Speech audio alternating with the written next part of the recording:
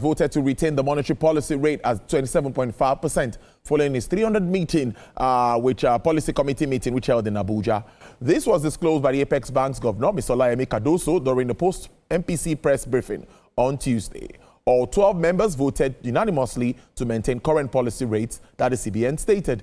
Now, the decision demonstrates the committee's cautious approach to monetary management as it continues to assess prevailing macroeconomic conditions and the effectiveness of recent tightening measures. CBN highlighted the recent moderation in address inflation rate, which eased to 23.7% in April from 24.23% in March, according to the latest data from the National Bureau of Statistics. Well, let's talk to the Director of Monetary Policy at the department, that's Monetary Policy Department at the Central Bank of Nigeria. He's Dr. Victor Oboh. He joins me live from our Abuja studios. Dr. Oboh, it's good to have you on the show this afternoon. Thank you for your time. Thank you, Tolu, and good afternoon, Nigerians. Yes, it's good to have you because I will start with my first question, which is major central banks around the world have commenced their cycle of cutting rates. Now, let me ask, what's the rationale for the CBN holding all its parameters in Nigeria? Thank you very much, Tolu, and good afternoon once again. Good afternoon. As you rightly noted, the Monetary Policy Committee of the Central Bank of Nigeria retained all the rates at its 300 meeting of the MPC. These decisions were arrived at after a careful examination of the data and emerging developments, both at the global and domestic level. And the decision was hinged on key considerations. The first consideration has to do with the fact that the previous rate hikes have proven to be largely effective. And that effectiveness can be measured in terms of the gradual moderation we have recorded in inflation. Not only that, we have recorded a stable foreign exchange market or rate, which is also helpful because of the inflation pass-through from that angle. We have also seen a number of positive developments from the fiscal sector.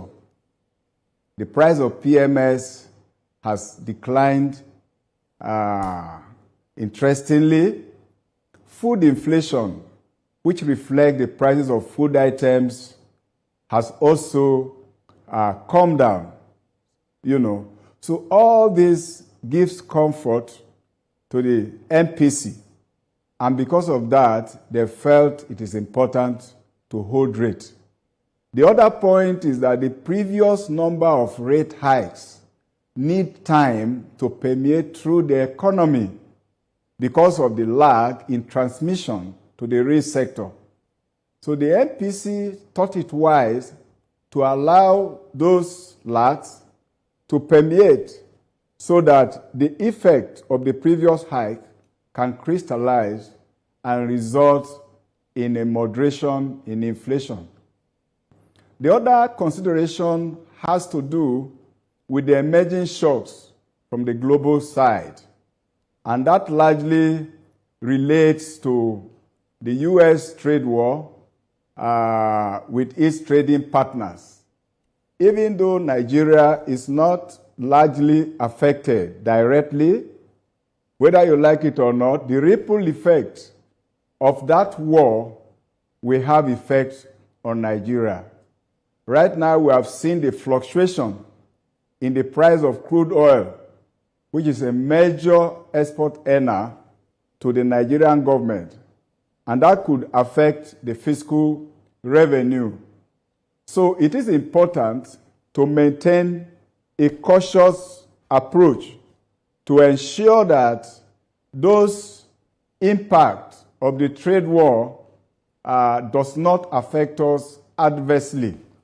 So in such an uncertain policy environment, what is important is for policy managers to take a cautious approach so that we understand the clear direction of global policy, so that we are not caught in the web.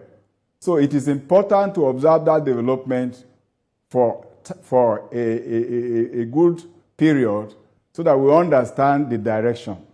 So these are the major considerations that underlie the decisions of the MPC to retain all the rates.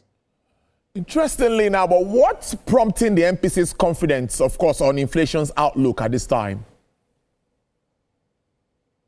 Before I answer that, you also ask why, in the midst of major central banks cutting rates, that we had to retain rates. I want to say that the analysis that MPC does is situation specific. Analysis and decisions have to be taken within the context of each specific economy. So when we're analyzing our data, we don't use US data. We use part of the data as long as it has to do with global development. But the big chunk of data that we use relates to development within the domestic economy. Even at that, those major central banks, for instance, the Federal Reserve, which is the Fed of the US, their last decision was to hold rate. And the chair, said that was done because of the uncertain and unclear policy environment in the globe, across the globe. Now the European Central Bank did a cut, the same thing to Bank of England and one or two central banks in Africa. Now, if you look at the cut across those major central banks, it was very, very marginal. And it was hinged on a deteriorating growth development. Their large GDP numbers were largely very weak. And that was what they had to do to support growth.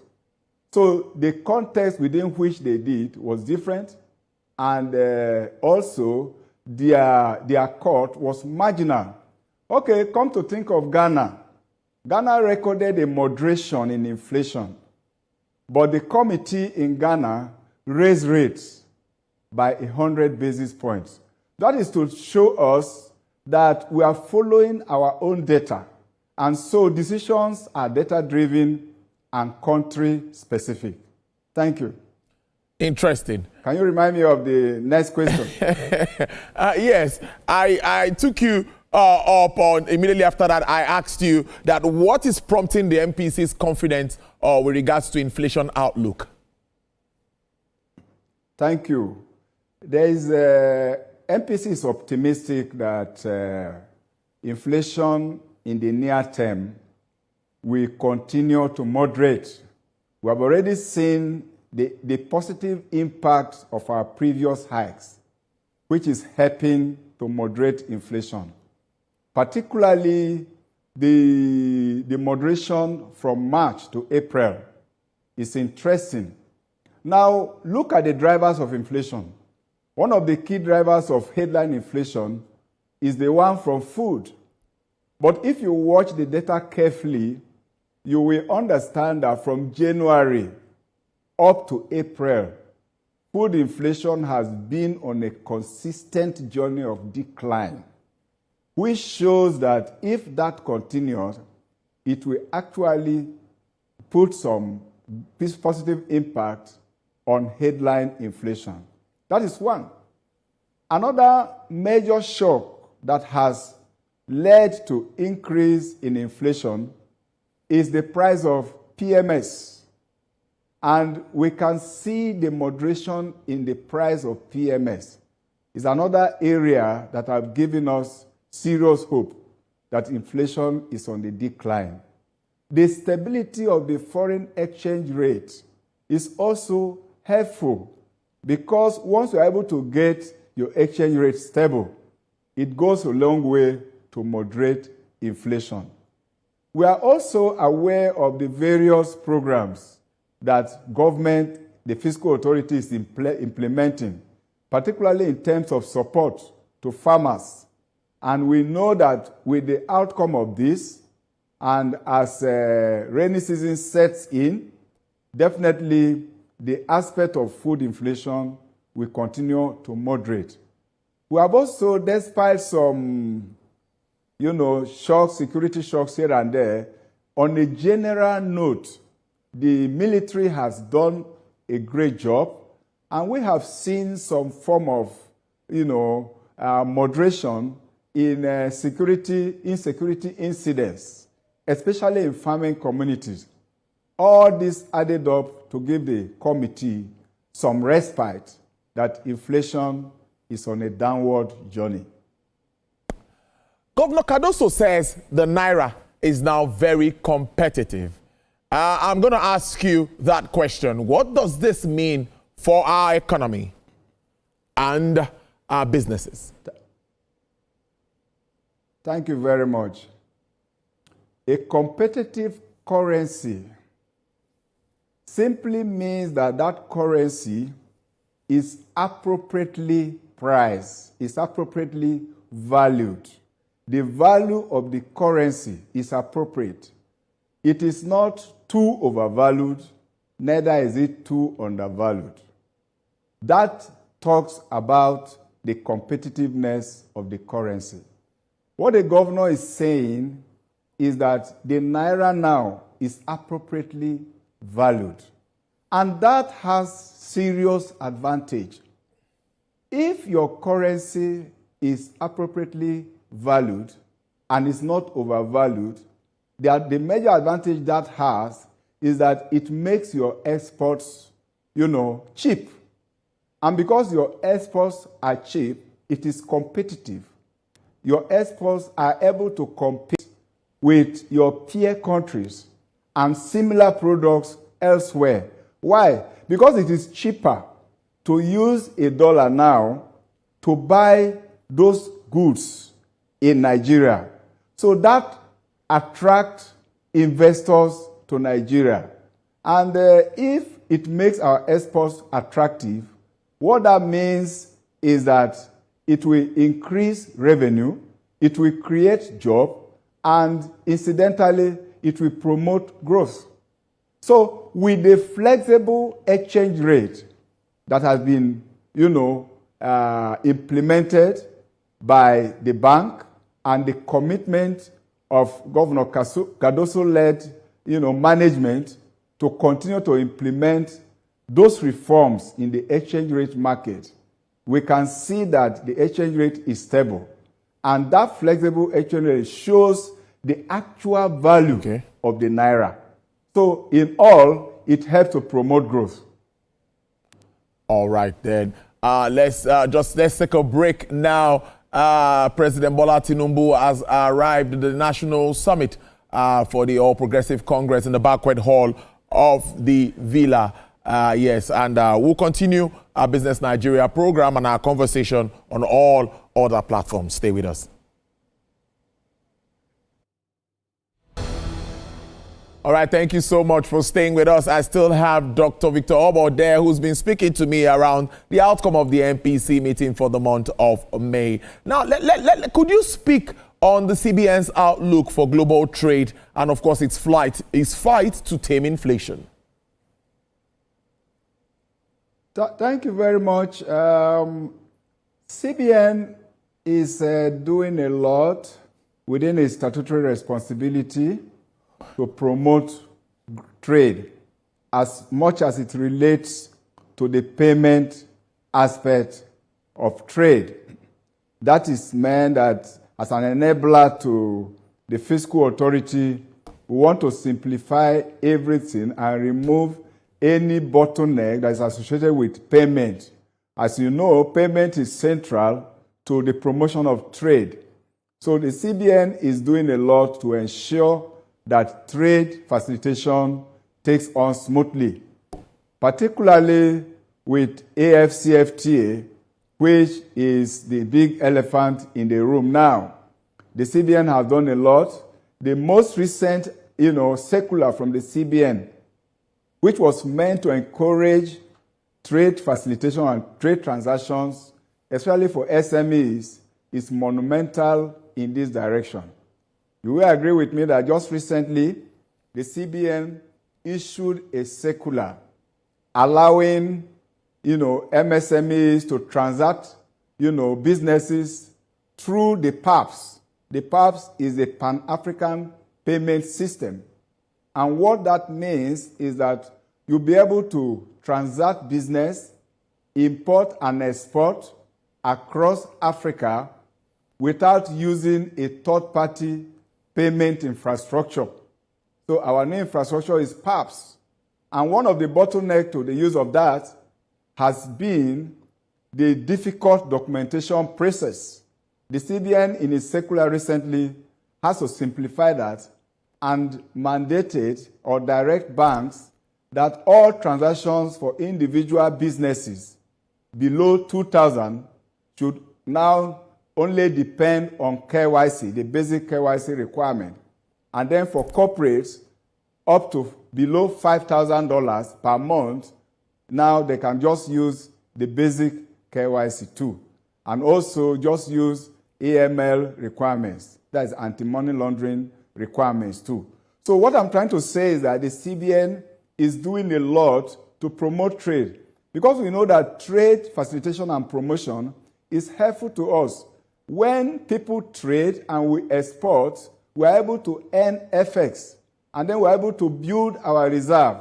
And then the pressure on the CBN for FX will drastically reduce. And if that happens, it puts a smile on inflation. That is a link. Because if our FX is stable, it now means that there will be less pressure on foreign exchange markets. And for that reason, it will also be helpful to moderate inflation. So as we look ahead to the next meeting, which is in July, according to the governor, what would we be looking at? What should be on the front burner ahead of that meeting?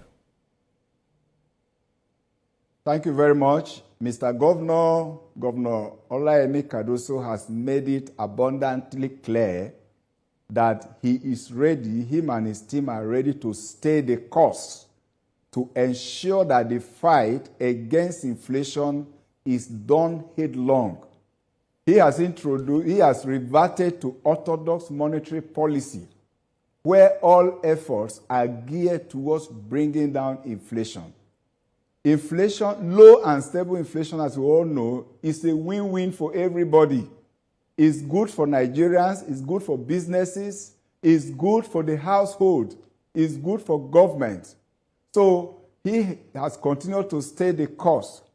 Now going to the July meeting, the governor and his team rely so much on data. And that is why every decision that is taken is data-driven. So as we watch the unfolding development in the domestic economy as well as the global economy, data analysis will guide the next decision of the committee.